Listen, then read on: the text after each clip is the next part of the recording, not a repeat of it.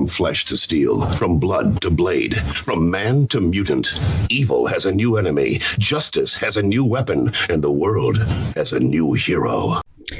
Hi, Chris here with the Blast from the Past movie recommendation. Krull. This is a 1983 sci-fi fantasy movie.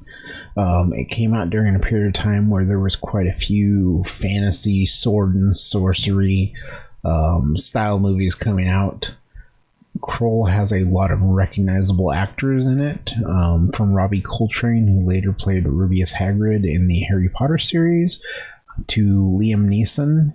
The music was composed by James Horner. It was directed by David Yates, who also directed Bullet, which is, if you've never seen it, I'll later do a movie on that one. But Krull is a interesting film. When I was young, I used to love watching this movie.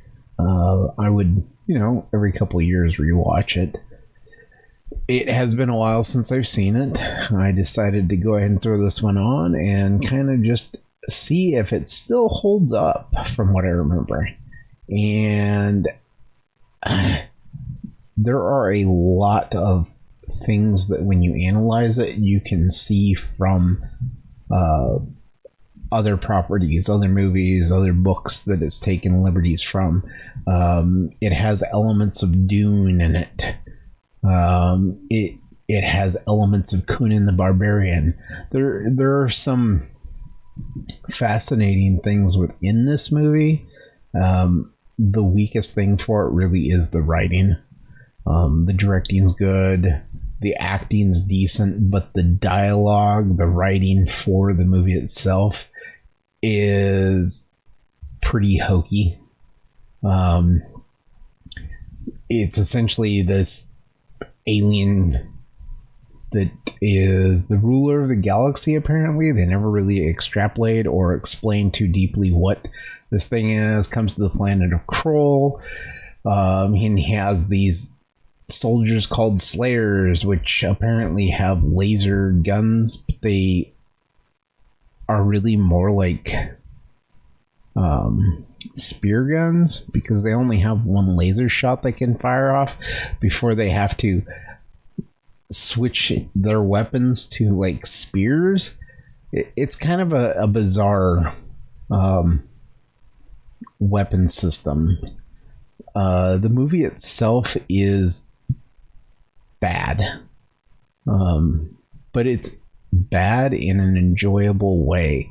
Even though it's a 2-hour long movie, I still found myself enjoying it, but I was able to see like just how like poorly written this film is. There's a lot of dialogue throughout it that is just, it's really, it almost feels like you could have had a kid write this dialogue. It's not well thought out. It doesn't really have a lot of the fantasy elements that you probably would come to expect from some of the better fantasy movies during this time period. So I still would recommend, if you have a chance, check out Krull. It's entertaining in a bad way, but it never is done in such a way that I was like, oh, I gotta stop watching this movie. It's still fun to watch. So let me know what you think. Go ahead and leave a comment down below. Give this video a like, and subscribe if you want to check out some more of my movie recommendations. Otherwise, I will catch you on the next one. Bye-bye. On a distant planet, a great kingdom was ravaged by beings who came from the future. Never explained in the movie. To conquer the universe. Nope, they don't say any of that in the movie. They're not from the future. They're not here to conquer the universe. It just seems to be a small kingdom. Follow a doubtful seer and a throneless king. Actually, the king is more doubtless than the seer is. Thieves! Bandits! Fighters and brawlers. Desperate men. Those are the kind of men I need. Well, you heard him. We are now an army. At the end of an impossible journey, they must fight an invincible enemy. Here's the knowledge you seek. I shall be your king. In the fortress, you will face more than the Slayers. What is about to happen to them? Yeah, they really just face the Slayers. But at least he's got the glaive. A world of That's the most amazing part of it. I've seen before.